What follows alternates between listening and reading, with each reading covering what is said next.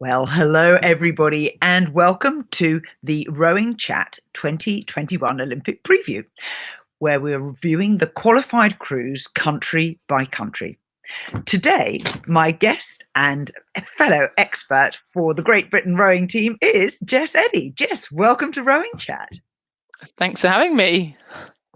It's great to have you here. So we're going to run through the British rowing team, and obviously there's a lot of crews to get through, but just help me out. How many did qualify? We've got 10 boats qualified, 6 on the women's side, 4 on the men's side. So quite a strong contingent going out to Tokyo. Fantastic. Let's start then by going through the men's crews. Men's double.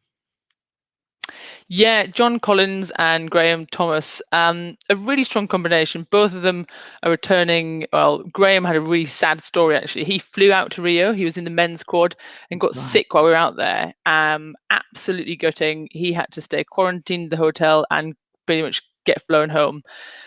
He was a whisker away from his games. So this has been kind of 4-5 years of redemption for him. And now he's in a very fast double with John Collins, who raced that double out in Rio. They've had a mixed season, I'd say, but they've picked up medals, and a really strong medal at the Europeans, and they're there to put the cat amongst the pigeons. I think this crew, really, they've got the belief, they've got that fire inside them that you can see come out sometimes at Olympic Games, and you never know what's going to come out of them. Strong athletes, experienced athletes, and they had that fire burning in them, and that's what you need in Olympic Games. I would definitely put them up there in the A final. I think they're going to make the A final. Unfortunately for them, the field is super strong. You've got a really fast world champion crew coming from China who raced toe-to-toe with the Irish at the last World Cup in Lucerne, and it showed those two crews both got speed.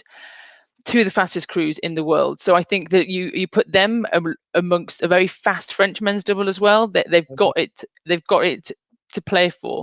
But I wouldn't put it past John and Graham. I think they've got it inside of them, and a crew that I'm really looking forward to watching. I'm very close to them. I know them well, but yeah, I think they've got a very, very hard field, but they could get up there. Right. What about the men's quad? Men's quad, again, they've had an up and down season. They've got some exciting members in that crew, and a mix of experience and inexperience. So Jack Beaumont is in there, who was actually Graham's replacement in Rio, which was a bonus for him. He's not the tallest guy in the world, but he's got a lot of punch to him, and I think he's got that pedigree to lead his crew and take them to great things. And picking up medals through this season has been a reflection of how good they are at sculling. Again, I mean, I'm going to say this a lot. It's a hard field. The men's quad, go back and watch it for the past 20 years. There's always a hair between each crew, and I think that's what they've got to contend with. The difference in the men's squad between A final and B final, between success and failure, is tiny. They've got to get it right, but they're in the right team to do that. The British team is so well prepared, and they could go out there and do it. And I think people like Jack in that crew and Angus Groom in that crew brings that experience. So I think they're similar to the men's quad. I think the men's double. Sorry, they're there or thereabouts, and all to play for. I wouldn't put them at the top of the tree of that field, but I think they're there and thereabouts. Now let's move to the sweep side. There's a 4 and, of course, the 8. So 4 first. Our men's 4, they've just absolutely taken the world by storm this season. It's been really, really cool to watch them, and it looks like crews of years gone past, the men's 4, when they've just gone out and led the field by miles and sat up on everyone. It doesn't look that pretty. If you watch them, the Sholto Carnegie, their stroke man, always looks like he's got no neck, but actually he's quite a tall guy. But they certainly have the racing experience and the power to do very well. I think they've got so much confidence from the season, picking up gold medals left, right, and centre, European champions, winning at Lucerne. It's hard to go and win at Lucerne, and they've done just that. So I think in that respect, they certainly can be up there. This is one of the events that I'm worried about, though, because we've not seen the rest of the world. We haven't seen the rest of the world at any of the World Cups, any of the European. We've just seen European crews, and actually not all the Europeans that cruise at all the events. Men's 4, the World Champions 2019 of Poland. They've not turned up. We haven't seen them. I mean, yes, they've been there, but they've not raced that fast. If any crews have had a bad time through COVID, you never know how many lockdowns they've been through. Certainly here in the UK, we have millions of them. You don't know how they've got through the past 12 months. They could have a great block between then and now. There's something that's made them world champions. We haven't seen the Aussies at all. We don't know what they're going to be like. And everyone's talking about the Australian. Yeah, exactly. The Australian men's four is the one they're talking about that is going to rival the GB's crew. And I think that there could be a chance that that's who could be the ones that knocks this crew or certainly pushes them, because I don't think they've been pushed yet really this season. Ooh. But you've got to give it to them. They've gone out there and won everything, so you can't take it away from the guys. It's really easy to take a punch at them and say, oh, but there might be faster crews. Of course there will be faster crews. All we can do in rowing, it's not rugby, we're not affecting our other team, is sit in our lane and do our thing and go as fast as possible. And what they've done this season is learn how to race and win races. That is invaluable. And I think doing that, they've done it week in, week out, and they're producing good stuff. So I think really exciting crew to watch. And come on, they're going to win a medal. I think they're going to win a medal. What colour? We all want them to win gold in GB, but what colour, I'd say. Someone like Ollie Cook is a really experienced guy in that boat. And someone like Matt Rossiter. Yeah. So Matt Rossiter is kind of infamous in GB because he's an outstanding junior at under 23 level and had a chronic injury and was wiped out for, I would say, almost a decade, wiped out of our sport. People told me he would never come back again. He kind of walked away from the sport. Yeah, they completely wrote him off, and he got himself back into the boat. He did a bit of trials. He was on the fringes of it in around 2016 time. And then bang, he just came back into it. He's an outstanding oarsman. And I think that shows in him leading his crew during this. So you're talking about people who have stories, people who have fire in them for these races. He's got it. He spent years on a turbo trainer in rehab on the physio bench, and he'll want this a lot. And I think having that magical combination of people going to a games, they could rival the Australians. And at the moment, they're the crew to beat in the men's four. The Aussies have been watching them all season and looking what they're doing. And I would be nervous looking at a crew that winning by lengths and lengths and lengths if I had to race against them, because rowing is about physicality, it's about endurance, it's about power, it's about technicality, it's about teamwork, it's about confidence. You've got to rock up on that line and beat the crew next to you. And if you've got the confidence and know how to win, that takes you a very long way. So men's four, I think they've got some good stuff in the bank. Yeah. Okay. On to the 8. Men's A, oh my goodness, probably, I mean, I've got really, Mo Hammersby, he's a good friend of mine in the middle of that crew, so I've kind of been through the ups and downs the past 5 years, so thank goodness they're finally winning. But men's A, I think we've seen some absolutely cracking races then this year. And for me, that race in Lucerne, where they had a sub on board and they still beat the Germans, was unbelievable. It's really hard to bring out your best in Lucerne, and also it's pretty impossible, like almost impossible to bring out your best in Lucerne during the middle of COVID. There's so many different factors, and they had a guy knocked out from their crew for 48 hours before. They didn't go rowing on the Saturday. Bang, have to race Lucerne final in a one-on-one race. That's like a Henley race. It's like a match race. That's kind of so visceral, isn't it? It's so raw. You versus the crew next to you at Lucerne. It never happens. But because of COVID, people can't travel. So that's what we saw. I think they should take so much confidence from that. I actually think they row very well. I think Steve Trapmore, their coach, has given them that kind of, he's Olympic champion from Sydney, and it almost has that look about them, that loose shoulders. They're getting it low down. And our men's team are notorious for, being the strongest, fittest guys out there. And they are. I've always looked at them and thought, oh God, if you could row better, you'd be amazing. And now they are rowing better. I honestly think that. And I think Jürgen's program has delivered them in Jürgen's way and was outstanding. And you can't argue with his record of medals. But now I watch that men's A and I think, wow, you're actually rowing really well. They've got the strongest people in the world in that area. I've no doubt about it. You've got Tom George and Mohammed Sabihi in the middle of that boat, both pull sub 540. Imagine if you teach people how to row that pull sub 540, and Mo happens to be Olympic champion and Olympic bronze medalist and multiple world champion in the 8. He knows what he's doing, and it's the same thing I'm talking about the men's 4. They know how to win races. And if I ever talk to anyone, I talk about how do you gain trust and confidence and belief in yourself? They're these easy words that we band around. The way to do it is by doing it and winning lots, and that's how you get confidence and belief in yourself. And those guys have started to do that, and they're they're mixing with someone like Mo, who's sitting in the middle of that boat and bringing them that. It must be really powerful. And I think it's got a really good feeling about them. If anybody follows them on social media or knows any of them, and it looks like they're having a great time. And I think that's half the battle. And I think they are going to be very exciting to watch. They're one of my favorite boats from GB, and I'm biased because I love the 8, fastest boat. But I think they're doing amazing stuff, and I'd love them to go and break the world record or something. You know, I want to go and do something that really puts them up there. That sounds like something to aim for. Let's move on to the women's side, starting with the small boats, single scull. Yeah, the smallest of all, Vicky Thornley, who I know well. I've raced with her at the Olympics. We raced in the 8 together, so she was a sweet rower. And she said it was her goal to be in the single scull. She wanted to do this. I mean, the single scull's almost, I'm biased because I love the 8. I think it's the best fast boat. But the single scull is the most threatening boat. You know, it's the most open boat. It's the most vulnerable boat you can find. It's just you and yourself.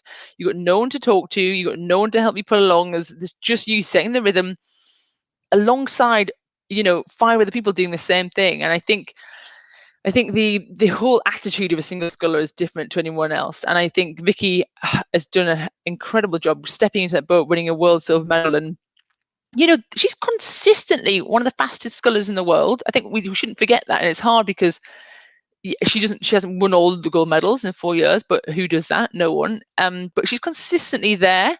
And I watched her race in Lucerne against a very strong field. You've got a really fast Russian single sculler that's just jumped on the scene, Han Prokatsin. She's, you know, thrown in a little hand grenade because no one expected her to come along.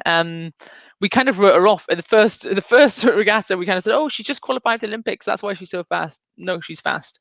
So you've got the Russian, you've got her to think about. She's got Emma Twigg coming over from New Zealand, who's not raced anyone, but I've no doubt Emma's fast, multiple Olympic champion. This is going to be her 4th Olympic Games, and she's never medalled, and this is why she's come back to win a medal. So I think Emma's going to be dangerous. I think you've got someone like Carling Zeeman, who's an absolute machine. Is consistently won world medals. We've got to throw into the mix. And you've got Cara Cola from the US. Now, Jevy Stone, the Olympic silver medalist from Rio, got beaten by Cara Cola for that single sculling spot. That shows you how fast and how competitive the American single sculling was. So, and then Cara showed that winning a medal at Lucerne. So I think they're, like anything, you know, that event is really, really hard. And it's got a lot of depth and a lot of people that have won medals.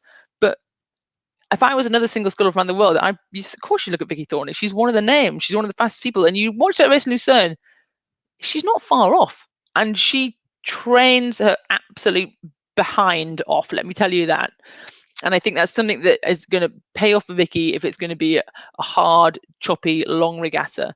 Vicky, her mentality to training is almost like no other. She will take it that extra notch, and she has done before. She's actually gone over the notch and got over training, but she has really, really buried herself to get to be that single sculler. And I think she will have the fitness to do it, and she will have the experience. She's Olympic silver medalist with Catherine Granger in the double, and I think that single sculling field, another a star day. It's one of my favorite. It's going to be an amazing one to watch. I'm glad I'm not fast enough in a single, so I'm glad I won't be in it, but I'm glad that I'm not in it. But yeah, I think Vicky's almost the same as men's double. She could be there, and I really look forward to watching her. Let's talk about the quad next. Yeah, the women's quad. Now, these are one of the standout quads from the kind of the season we've had. For me, little tiny season we've had, watching them race and step on. 2 big changes from the 2019 crew. We have 2 new members to that crew I was about to say Jess Layden, but it's not. Jess Layden's left that crew, and Lucy Glover and Hannah Scott have come into it. So a very old hand, a very experienced person, Jess, has not made the crew. So that shows you that the standard is extremely high to even be in it. And the Hodgkin Byrne sisters, who, you know, GB perennial winners. That I did a thing about them the other day. How many World Championship gold medals they got between them? So many. So they are bringing experience of sculling to this crew. And you know what? Sometimes having new people in there isn't a bad thing. If they're there and they've got their merit and they've got there because they're the fastest people, then they're going to bring speed to that boat. And I think it showed that sometimes the naivety of young rowers really helps. And I think they did an outstanding job. And they didn't race at Lucerne. They were ill there. But if you watch them race in Varese, they were fast and they were absolutely there. And I think that's the whole point. You don't want to see the crews that were out the back door. They were in the mix of things. Now, another outstanding crew that I did watch in Lucerne was the Chinese women's quad. So I think, oh my, weren't they impressive? Yeah, you suddenly had a quad that. Let's keep the focus on Great Britain for now, rather than. So this is one of the the big rivals. I'd say you want to be looking at and seeing where the medals are going to come from. The Chinese are fast. The Netherlands are really fast. The Germans are starting to go a bit faster. So I think that GB quad could be there, or could be around the bottom medals.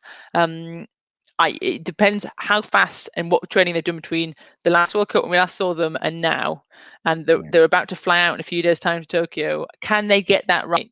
I hope so. There's no one in that crew that's been to Olympic Games, which is probably not ideal. You kind of want that practice, but if anyone could do it, the Hodgkins Burn sisters could do it. And I think their level of experience and how many times they've won races hopefully will come through. And I'm excited to watch that quad.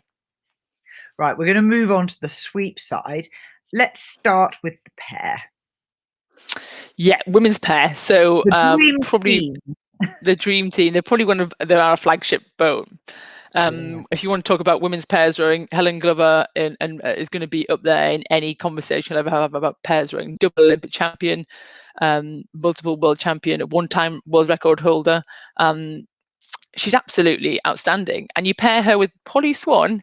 Polly is one of the fieriest, punchiest rowers you'll ever come across. And you put them together and they're very fast. They're world champions. They won the world championship in 2013. And sometimes it's easy for everyone, me included, to talk about Helen, but Polly and Helen together are world champions. I think Helen, in the past 2 months, has probably got more sleep than she's ever had in 3 years. She's got a 1-year-old and 2-year-olds. So she's got two 1-year-olds, she's got twins, she's got 3 kids. I think we saw them race at Europeans. They won in a very close race. So gold medal, yes, very close. And they almost have the field that I think will be behind the top end of the field in Tokyo. But I think they'll be in that top end. I don't think they'll be messing around with the Spanish and those guys anymore, the Romanians. I think they'll be long gone. And I think I think they'll have picked up speed. I think they'll picked up extra rest. I think they'll have picked up rowing together time, which they've not had. Like Polly's just come back as well. We can't forget. She took time out to finish her medical degree. So the combination of those two together, and if you want to talk about fire, if you want to talk about that Olympic flame through the middle of a race, Polly's going to give you that. She sat behind me in Rio. I know what it feels like. And I think Helen is probably one of the most outstanding athletes GB have ever seen in any sport. So I think those two together, I think we're seeing a medal from them. I'd love it to be gold. It'd be unreal if it was gold. I think there's some very fast crews. I think the New Zealand team are very fast in the pair, world champions. And then you go back another year and you've got the Canadians who are world champions. You go to the Aussie women's pair who really pushed the Kiwis to that gold medal. I think it's a really deep field. Got the Americans. You've got Megan Calmer coming back for her 4th games in the pair, and that's a competitive boat because they, again, as Cara Collar did, you have to fight off to get that slot. So they were fast enough to be the pair. They row very differently to our pair. We've seen them rowing. They've got a bit of grunt about them, whereas I think Helen and Polly actually row the boat a lot better than them. So if Helen and Polly can pick up speed, pick up fitness between May and July, I think Helen and Polly will be pushing the Kiwis. Let's see if that happens. We've now got just 2 boats left. We've got the 4 and the 8. What's happening in the women's 4? Yeah, so the 4 is an exciting boat. We've not been allowed in the Olympic Games. Thank you very much, IOC. So women's rowing was only allowed into the games in 1976. So relatively not that long ago. It's kind of crazy in terms of that.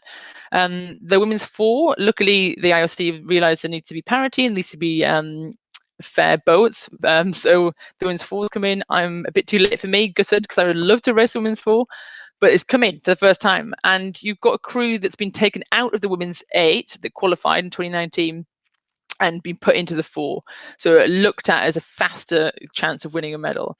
You got one of the only other remaining members. So Polly was from the women's 8 that won silver, and now you got Karen Bennett, who stepped into that boat.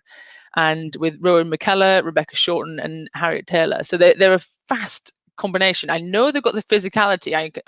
I hear their scores. I know what they do.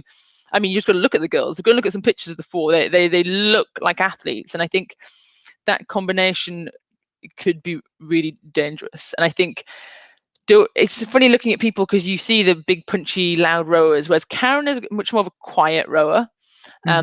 She was our 7th seat in Rio, and you couldn't ask for a better 7th seat because she's the kind of person that will deliver you a race day in, day out. She keeps it calm, she keeps her head. You don't have to be that loud, shouty person. She'll just deliver it, and she's got ice in her veins. And I think off the water, she's the kindest, warmest person. We call her, she's a green colour, so she's always caring about people and what they think and making sure everyone's okay. Put her in a rowing boat and she will deliver. And she's shown that because she wasn't in the 4.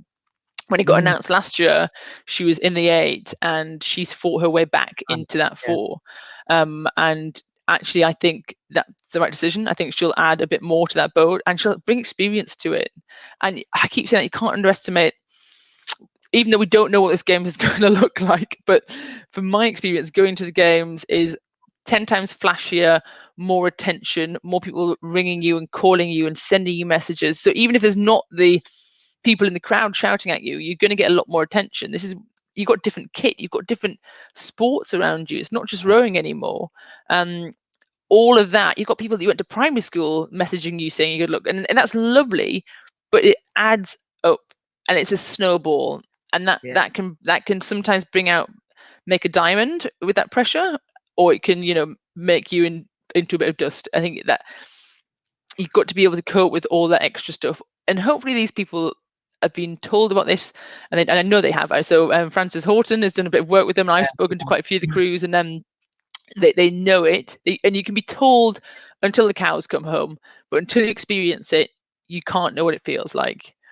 You can be told how good something tastes, but until you actually eat it, you don't know what it tastes like. And I think that's what the Olympics is like. And I think they can either thrive in that situation, or they can really disintegrate. And I think the women's 4, having Karen step into their boat now, she'll keep them calm. She'll tell them what to expect, and they can trust in her. She's a really trustworthy person. She's not going to lie. She's not going to pull the wool over their eyes. And I think having Karen up in that boat will add quite a lot. And I think they're going quite fast. And I think there'll be a similar one. We've got so many crews that are there or thereabouts, and we just don't know. We haven't seen half of the world. So let's see. We've got the Aussies, who are the world champions, coming back into the event. Let's see how fast they are. Got them coming back along. We've got the Americans, who will have a faster crew. I think their women's sweep team have actually picked up since 2019. I think they've actually stepped on. They've got quite a few people back into the mix. So I think we've got a few. Priority boat, is it the 4 or the 8? The 4 is being the priority. So you kind of got a funny combination, because Helen's just come back. So Helen and Polly are in the pair, who are going to be our flagship crew. And then you've got the 4. The 4 is being looked at the priority. The 8, if we want to move on to the 8, the 8 is my event, and I love it, and I really support those girls, and I think they've got some exciting members in that crew. And I don't know how fast they've gone between the last World Cups and now. We don't know. We've not seen them, but from what we've seen from this year, it's going to be a building and an experience for them. And it's actually one of the most stacked events. I've been to Olympics where they're not as stacked as this. You've got the Kiwis, who are world champions. You've got the Aussies, who are there and very, very fast. You've got the Romanian crew, who are European champions. You've got a very strong American 8 coming back into the mix. You've got Canadians, who are multiple world medalists, and there or thereabouts. And then bang, suddenly on the scene, anyone that watched it, the Olympic qualifying regatta, China have qualified the women's 8, and they looked just as outstanding as their women's quad. I thought they rowed very, very well, and I think they're partly coached by our coach from Rio, Paul Thompson. And I think they will ruffle a few feathers. I think the Chinese women's 8, more so than we've ever seen from a Chinese women's 8 before, I'd imagine. So I think they have it a hill to climb. Maybe I can put it like that. And if they've got the metal and the character if they've had a good 6 weeks between the last World Cup and the games, anything can happen. I've been to World Cups where I came 4th or 5th and then won medals at the World Championships 6 weeks later because we had a good training block. So if they can go away and do that and found some speed, and I hope they have, they've got a silver medal to defend. Yes, so of course. Anything could happen, and there's only 7 boats qualifying for the 8. So they're going to be there, and they've got to see what they can bring to the field on the day. Jess, thank you so much. It's been a delight having you summarize everything that's happening in the Great Britain rowing team. No problem. So till next time, when we're going to be bringing you another country for our 2021 Olympic preview, this has been Rowing Chat. See you soon.